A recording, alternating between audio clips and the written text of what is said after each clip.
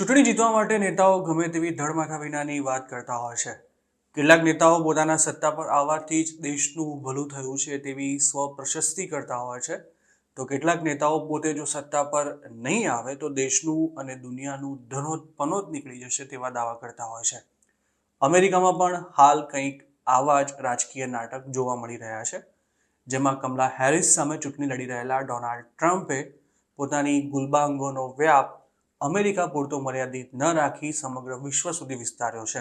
Donald ટ્રમ્પે ગુરુવારે ફ્લોરિડામાં આવેલા પોતાના લક્ઝુરિયસ એસ્ટેટ માર-એ-લાગોમાં એક પ્રેસ કોન્ફરન્સ બોલાવી હતી, જેમાં પત્રકારો સાથે વાત કરતા ટ્રમ્પે એવો દાવો કર્યો હતો કે જો 2025માં પોતે અમેરિકાના પ્રેસિડેન્ટ ના બન્યા તો યુએસ મંદીમાં સરી પડશે અને ત્રીજું વિશ્વયુદ્ધ પણ ફાટી નીકળશે. ટ્રમ્પે એવો પણ દાવો કર્યો હતો કે હાલના સમયમાં જો કોઈ અમેરિકાને આર્થિક મંદીથી અને દુનિયાને ત્રીજા વિશ્વયુદ્ધથી બચાવી શકે તેમ હોય તો તે પોતે જ છે. અનડોક્યુમેન્ટેડ ઇમિગ્રન્ટ્સના શરૂઆતથી જ વિરોધી રહેલા અને 2016ની ચૂંટણીમાં આ મુદ્દા પર જ જીતેલા ટ્રમ્પે ફરી એકવાર પોતાની વાત રિપીટ કરતા આ અંગે એવું કહ્યું હતું કે આખી દુનિયાની જેલો અને પાગલખાનામાંથી લોકો અમેરિકા આવી રહ્યા છે અને દેશનું સત્યાનાશ વાળી રહ્યા છે. ડોનાલ્ડ ટ્રમ્પે માર-એ-લાગોમાં કરેલી પ્રેસ કોન્ફરન્સમાં જે ધડમાથા વિનાના દાવા કર્યા હતા તેની પાછળનું કારણ તેમને અંદરથી સતાવી રહેલો કોઈ ડર છે કે કેમ તેની પણ અમેરિકાના મીડિયામાં ચર્ચા થઈ રહી છે. કેટલાક રિપોર્ટ્સમાં એવા પણ દાવા કરવામાં આવ્યા છે કે હાલ થઈ રહેલા પોલ્સમાં ટ્રમ્પ કમલા હેરિસથી પાછળ થઈ રહ્યા છે અને કમલા હેરિસની પોલિટિકલ રેલીઓમાં પણ ભારે ભીડ જોવા મળી રહી છે અને આ જ વાતને લઈને ડોનાલ્ડ ટ્રમ્પ હાલના દિવસોમાં ટેન્શનમાં દેખાઈ રહ્યા છે.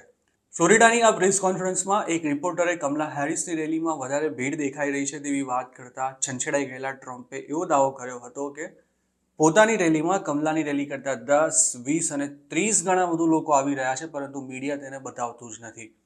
આ સિવાય ટ્રમ્પને તેમનું કેમ્પેઇન હાલના દિવસોમાં કેમ ધીમું પડી ગયું છે તેવો સવાલ પણ એક પત્રકારે પૂછ્યો હતો, જેને ગુસ્સે ભરાયેલા ટ્રમ્પે સ્ટુપિડ કહીને ઝાટકી કાઢ્યો હતો. તેમણે એવો પણ દાવો કર્યો હતો કે પોતે જ્યારે અમેરિકાના પ્રેસિડેન્ટ હતા ત્યારે ઇકોનોમીનું સંચાલન એકદમ પરફેક્ટલી થઈ રહ્યું હતું અને પોઝિટિવ ઇન્ફ્લેશન પણ જોવા મળ્યું હતું. જોકે ડોનાલ્ડ ટ્રમ્પને અચાનક કેમ આ પ્રેસ કોન્ફરન્સ બોલાવવાની જરૂર પડી તેને લઈને પણ હાલ સવાલો થઈ રહ્યા છે. ઉલ્લેખનીય છે કે થોડા દિવસો પહેલા જ એવા રિપોર્ટ આવ્યા હતા કે ડોનાલ્ડ ટ્રમ્પ મીડિયામાં છવાયેલા રહેવા માટે હવાતિયા મારી રહ્યા છે અને જે રીતે કમલાને કવરેજ મળી રહ્યું છે તેનાથી ટ્રમ્પ જરા પણ ખુશ નથી. અમેરિકામાં હાલના દિવસોમાં થઈ રહેલા પોલ્સમાં કમલા હેરિસ ડોનાલ્ડ ટ્રમ્પથી 5થી 7% જેટલા આગળ ચાલી રહ્યા છે. ઇપ્સોસ પોલમાં કમલા 42% જ્યારે ડોનાલ્ડ ટ્રમ્પ 37%ના લેવલે હતા અને માર્ક્વિટી લો સ્કૂલના સર્વેમાં કમલા હેરિસ 8% આગળ હતા. જોકે અમેરિકાની લીડિંગ પોલ એનાલિસિસ સાઇટ 538માં કમલા માત્ર 2.1 પોઈન્ટ્સથી આગળ હતા, જ્યારે CNBCના સર્વેમાં ટ્રમ્પ 2 પોઈન્ટ્સથી આગળ હતા. આ સિવાય એરિઝોના, નેવાડા અને જોર્જિયા જેવા સ્વિંગ સ્ટેટ્સમાં પણ હવે ડેમોક્રેટ્સ મજબૂત થતા દેખાઈ રહ્યા છે. અમેરિકન મીડિયાનું માની તો વર્ષો બાદ પહેલીવાર ડેમોક્રેટ્સ એકજૂટ દેખાઈ રહ્યા છે, જ્યારે રિપબ્લિકન્સમાં બેચેની જોવા મળી રહી છે. તેમાં ટ્રમ્પ અને તેમના વાઇસ પ્રેસિડેન્ટ JD વેન્સ જે ગપગોળા ચલાવી રહ્યા છે તેના કારણે તેમને પોઝિટિવ કવરેજ મળવાને બદલે મીડિયામાં માત્ર તેમના ભાષણોના ફેક્ટ ચેકની વાત જ વધારે થાય છે. એક સમય હતો જ્યારે અમેરિકામાં બાઇડનની ઉંમરની ચર્ચા વધારે થતી હતી, તેના બદલે હવે ટ્રમ્પના જુઠ્ઠાણા વધારે ચર્ચામાં રહે છે, જેના કારણે રિપબ્લિકન પાર્ટી પણ સવાલોના ઘેરામાં આવી ગઈ છે. આટલું ઓછું હોય તેમ ટ્રમ્પને જોર્જિયાની રિપબ્લિકન લીડરશિપ સામે પણ વાંધો પડ્યો છે. જોકે આ બધાથી લોકોનું ધ્યાન ભટકાવવા માટે ટ્રમ્પ પોતે જો ચૂંટણી નહીં જીતે તો અમેરિકાની દુનિયામાં કોઈ ઇજ્જત નહીં રહે, દેશ મંદીની ગર્તામાં સરી પડશે અને દુનિયામાં ત્રીજું વર્લ્ડ વોર ફાટી નીકળશે તેવી ધડમાથા વિનાની વાતો કરી રહ્યા છે.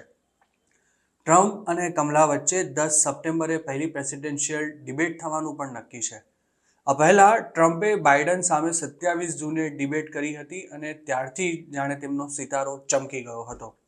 ત્યારબાદ 13 જુલાઈએ પોતાના પર ફાયરિંગ થતા ટ્રમ્પ અમેરિકામાં છવાઈ ગયા હતા, પરંતુ હવે તેની અસર ઝડપથી ઓસરી રહી છે. તેવામાં 10 સપ્ટેમ્બરની ડિબેટમાં જો કમલા ટ્રમ્પ પર હાવી રહેશે તો ટ્રમ્પની ભવિષ્યને લઈને જે ગણતરીઓ છે તે ઊંધી પણ પડી શકે છે.